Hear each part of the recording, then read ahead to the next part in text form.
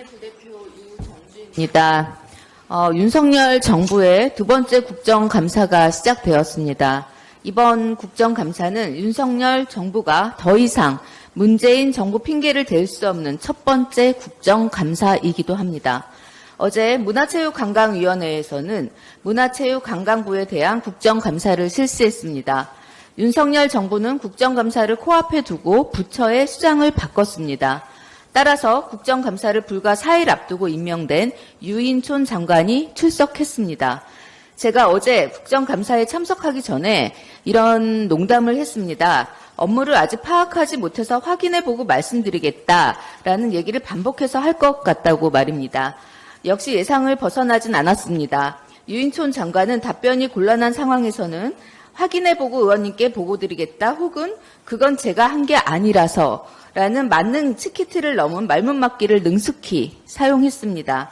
사실 태도며 말이 능수능란해서 장관 유인촌이 아닌 연기자 유인촌을 보는 느낌도 들었습니다.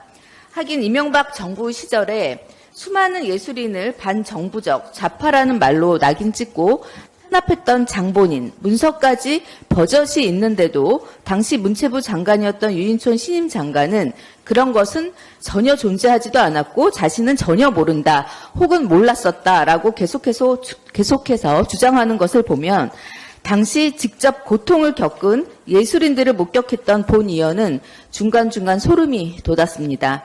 이곳이 국회 상임위장이 아닌 드라마 세트장 같다는 기분, 그리고 준비된 대본과 준비된 캐릭터를 소화하고 있는 명연기를 보는 기분을 떨칠 수가 없었습니다. 그러나 이번에는 거짓이 통하지 않을 겁니다. 자신의 머릿속엔 오직 예술인과 창작자를 위하는 마음밖에 없다는 유인촌 신임 장관은 그동안 미루어진 예술 현장의 어려움과 법안 처리를 마무리하길 바랍니다.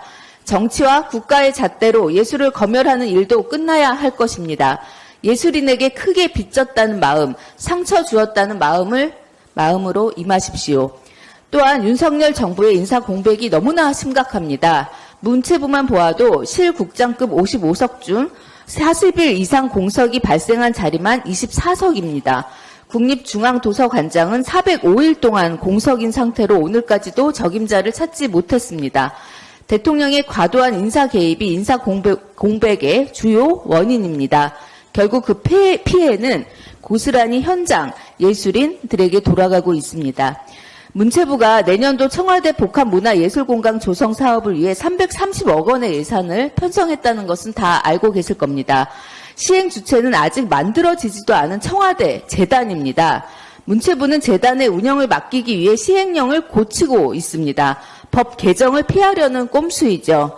운영 주체도 없는 사업에 수백억 원대의 예산부터 편성하는 이 행위, 참 한결같은 윤석열 정부답다라는 말밖에는 표현할 길이 없습니다.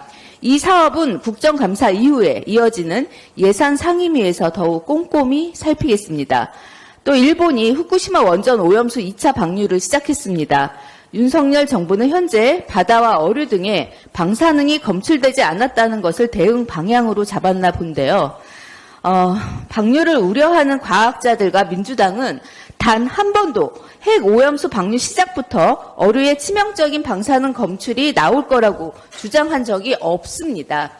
언제든 멀지 않은 미래에 도쿄돔을 채우고도 넘칠 만큼의 오염수 방류가 지구에 줄 치명적인 재앙을 우려하고 더 확실한 검증을 요구한 것입니다.